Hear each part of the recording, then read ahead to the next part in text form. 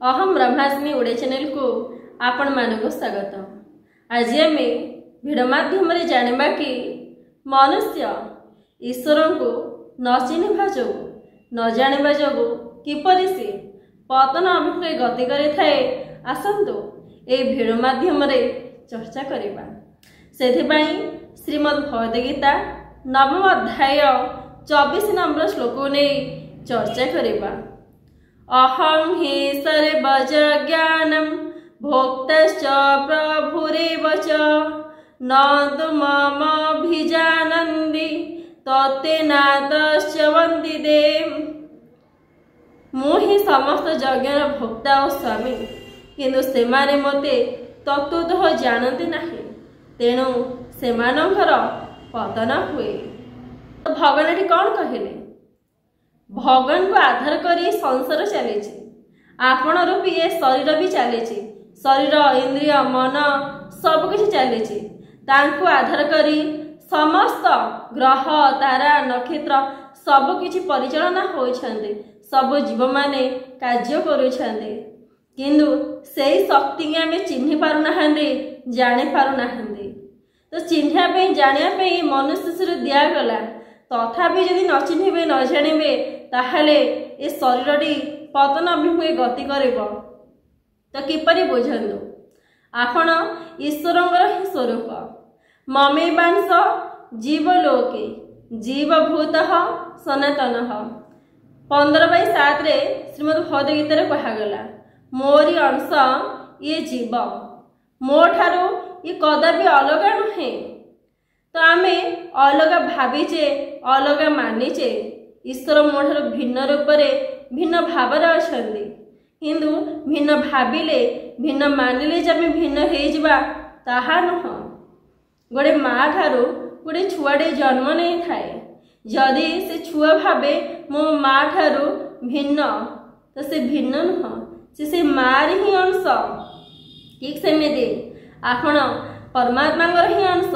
निजक भिन्न भावतु, जेते भी भिन्न भावतु, आपण कदापि भिन्न हो पारे नहीं। निजक शरीर ज्ञान कले भी अज्ञानवशतः आपण से आत्मा हेकि अछन्ति, आत्मा हेकि रहिबे। शरीर मानिले आपण जे शरीर हेजिबे ताहा नुह। यदि आपण निजक भाविबे मो शरीर बोली, आपण शरीर कदापि हो पारे नहीं। कहीं ना आपण शरीर ठार बहुत ऊर्ध्वर अछन्ति। शरीर जन्म मृत्यु रही, तो शरीर परिवर्तन होछि। शरीर अनित्य। संसार शरीर दिने दिने वियोग हो चली।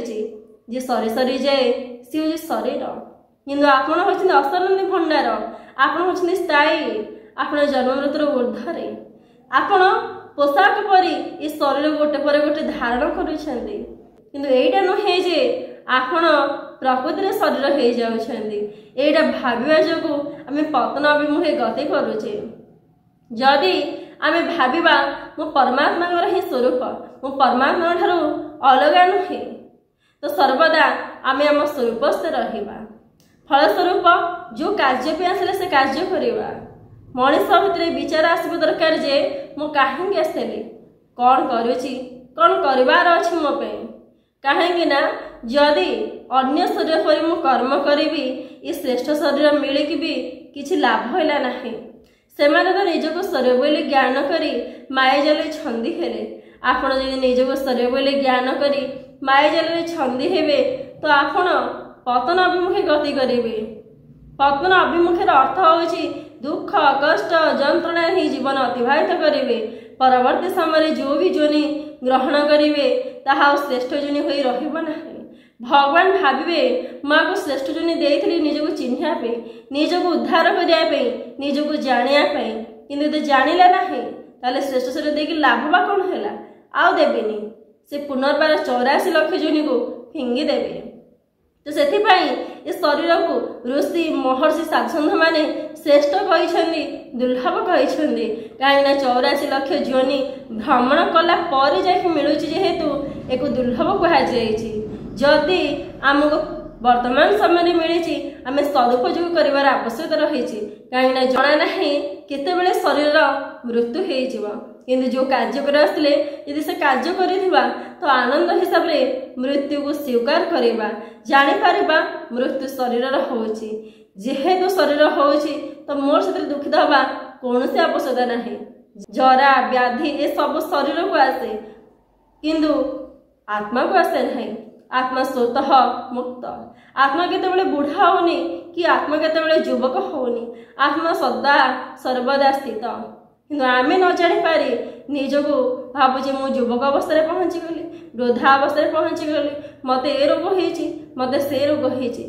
शरीर जेहेतु प्रकृतिर अंश जरा व्याधि तो निहाती आसीबो रोग तो निहाती आसीबो कहीं जेहेतु परिवर्तनशील ये संसार ये प्रकृति ये शरीर भी परिवर्तनशील हम जेहेतु प्रकृतिर अंश शरीर तो आम अंश को निजर बोली ज्ञान करने हेतु तार दुखरे आम दुखी होचे पड़िशार देह खराब हेले आपन कष्ट लगुच किंतु निजर देह खराब हेले आपन कष्ट लगुच परिवार रे कहीं जड़े देहांत हो गले आपन जदि कष्ट लगुच अन्य कोड़ी के देहांत होइछन आपन कष्ट लागुनी तो आपण से निजर बोली ज्ञान करना किंतु निज परिवार को निजर बोली ज्ञान करने हेतु से दुखरे निज विहरित होइछन्ति किंतु सेठी जेमिति रोग रे आपण को कष्ट हो नथला किंतु शरीर रोग हेले निज कष्ट लागुथला तो आपण कोन एठी करिछन्ति निज शरीर को निजर बोली ज्ञान करिछन्ति तो तांको शरीर को निजर बोली ज्ञान करना तो कष्ट लागुनी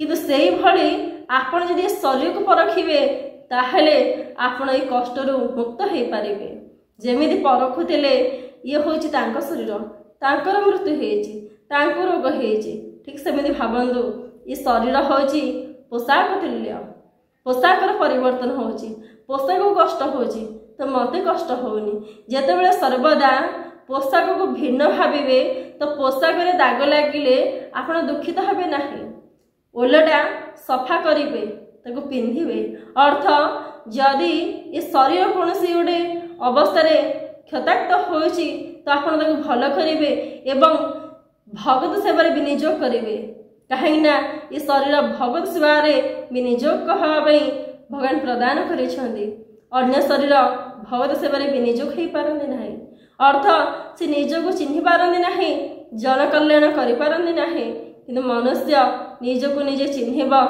जगतर कल्याण करियो बोली भगवान श्रेष्ठ शरीर देइछन्ति यदि ए शरीर महत्व को न बुझिबा शरीर दुख कष्ट मनर व्याकुलता मनर विचार छंदीमंदी हो जीवन काटिबा ताहले जोनी व्यर्थ हो जीव तो आम सर्वदा एटा भाबिया दरकार मु केवल भगवान केवल मोर प्रकृतिर जहाँ भी सब रही से सबू मोर किछि भी नुह ये सब हूँ पर एक निजर करवा होछि मो भीतर अंधकार को जागृत करवा अर्थ निजर श्रेष्ठ जोनी को नष्ट करवा ए सबु जेतेबेले से सत्यता जानी मुक्त हो पारिबो तो सी भगत स्वरूप निज स्वरूप से स्थित रहिबो से आत्मस्वरूप बोली केतेबेले अनुभव करिबो जेतेबेले एमानक ठारू निजको भिन्न बोली ज्ञान करिबो जे पर्यंत एमानक से निजर करि बसिथिबो तो भगत स्वरूप को से अनुभव करि पारिबो नाही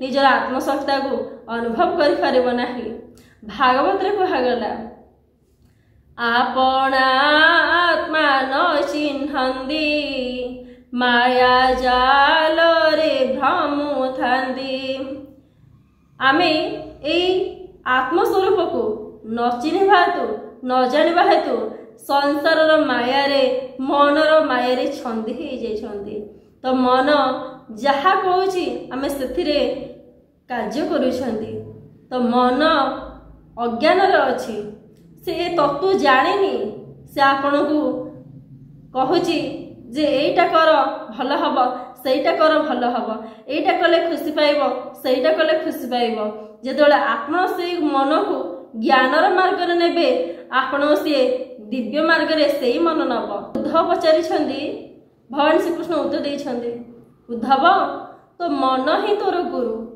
तू मते तो सब ज्ञान कहीं पचारुचु जेतेबेले तू तो मन को सजाड़ी दे पारिबु मनर संस्कार को सजाड़ी दे पारिबु से ही तते गुरु रूपे विनियोग करिबो गुरु जेमिति मार्गदर्शक साजंदी जीवन में कौन करिवार अछि कौन न करिवार अछि ज्ञान प्रदान करंदी ठीक सेमिति जदि मन को आपण ज्ञानर अवस्था आनती ज्ञान प्रदान करती सी आपण गुरु साजिब। वर्तमान सी आपणकर आयत नथिबा जो से आपण को परिचालना करुछि। ये शरीर आसीथिला कोन पे से परिचालना करुछि कोथि पे आपण भाबंतु। मन को विनियोग करी संसार भगत कर्म करिया पे ये शरीर दिया जाइथिला किंतु मन कोन करिछि ना मन माया जाल रे छंदी हे जाइछि। मन काहे माया जाल रे छंदी हैला ना अज्ञानता हेतु। जदि से श्रीमद् भगवत गीता पढ़ी था भागवत तत्व को अनुभव करी था बुझी था तो से अज्ञान अवस्था को आसी ना नहीं। अज्ञान अवस्था से न था सर्वदा ज्ञान अवस्था था एवं कौन करिवे कौन न करिवे से बाट से आपन को देखै था किंतु से आपन से बाट न देखाई आपन को केमिति माया जाल रे आपन छंदी हेबे किपरि जन्म को वृथा करिवे से सेथि में प्रयास करूछि। मन होउछि सबुरीर मूल। एही मन को यदि आपण साधी पारिबे एही मन को जेतेबेले आपण ज्ञान दे पारिबे सेही मन ही आपण को तत्व निकट रे पहुंचेइबो। एही मन को होउछि ईश्वर तोठार भिन्न तो भिन्न रूप रे भिन्न भाव रे जे बाहर कोठी खोजे जेतेबेले सेही मन ज्ञान पाइबो सेही कहिबो अंदर यात्रा कर अंदर ईश्वर अछंती अंदर अनुभव करिबो। सेथि पे कुहा जे ईश्वर को अंदर जियामी ईश्वर अंदर भितर थिबारु अंदर जियामी बोली कुहा जाय। तो मन जेतेबेले ज्ञान प्राप्त करिबो मन जेतेबेले से ज्ञान मार्ग रे जीवो तो सी आ बाहर खोजिबनी से तत्व को निज भितर खोजिबो आ सेही मन ध्यानस्थ हबो शून्य अवस्था को जीव से तत्व को अनुभव करिबो। कहीं ना जेहेतु आम भितर से तत्व अछंती तो आमको मन शून्य है सेठी जीवार अछि। जे पर्यंत विचार चलुछि तो आमे से तत्व को अनुभव करि पारिबा नाही। विचार ऊर्ध्वरे सी शरीर ऊर्ध्वरे सी इंद्रिय मनर ऊर्ध्वरे सी सर्वदा द्रष्टा रूप से मन को देखुछंदी शरीर को देखुछंदी इंद्रिय को देखुछंदी। तो से मन ये शरीर ये इंद्रिय तांको देखि पारिबो नाही किंतु एमाने जेतेबेले शांत हे जिवे स्थिर हे जिवे तो आपण से शक्ति के अनुभव करेंगे जे मु ईश्वर ठारो भिन्न नुह मु ईश्वर सहित आगुरु थिली एबे भी अछि आगामी दिन रे रहिबी। सृष्टि नष्ट हो जिवो शरीर नष्ट हो जिवो किंतु मोर नष्ट हबो नाही। काहेंगे ना मु होछि ममैवांश जीव लोके मु सेई भगवान कर अंश जो भगवान कर जन्म मृत्यु नाही। ईश्वर अंश जीव अविनाशी ये ईश्वर अंश रूपी जीव ये होछि अविनाशी किंतु आमे ताकू विनाशी बोली भाबी डर भय शोकरे जीवन यापन करते। तो डर भय शोक सेतेबेले मुक्त हब जेतेबेले आमे तत्व को जानिबा। शरीर मृत्यु हेले शरीर को कष्ट हेले आम भाविबा जे ये शरीर को होछि मते होनी एटा परखिबे। सबरी मूल रोज खुशी प्राप्त करबा। जने पाठ पढ़ी की चाकरी करछनी मूल उद्देश्य कोन होछि टंका पैसा उपार्जन करिबी घर द्वार करिबी खुशी रहिबी। जने विवाह करछनी मूल उद्देश्य रहछि खुशी। जने पिला छ जन्म करछनी मूल उद्देश्य रहछि खुशी। तो जहाँ भी मैं संसार करूछि आपण भाबिबे सबरी मूल उद्देश्य रहछि खुशी किंतु खुशी आपण स्वरूप स्वभाव अच्छी से खुशी आपण अनुभव कले ये संसार खुशी लोड़ा ना किंतु न जाना हेतु आम छोट छोट जिनसे खुशी खोजुचे किंतु ये मिलला परे खुशी चिरंतन प्राप्त होनी किसी क्षण प्राप्त होची से क्षण प्राप्त हो सारा परे पुणी दुखर छाया आसी जाउची। तो एमिति संसार अनुकूलता प्रतिकूलता चलुथिबो भल मंद चलुथिबो काहेना संसार होची परिवर्तनशील परिवर्तनशील रे सब किछि परिवर्तित हबो किंतु जे निज स्वरूप रे स्थित थांदी जे निज को जानि थांदी सर्वदा से आनंद को अनुभव करती। ये संसार परिवर्तन हो प्रकृति परिवर्तन हो शरीर परिवर्तन हो मन परिवर्तन हो जहाँ परिवर्तन हो किंतु मो स्वरूप स्तर अच्छी कहीं भितर ही मोर खुशी भरी रही। ये संसार रे खुशी नहीं खुशी भावुची किंतु प्रकृति रे खुशी नहीं।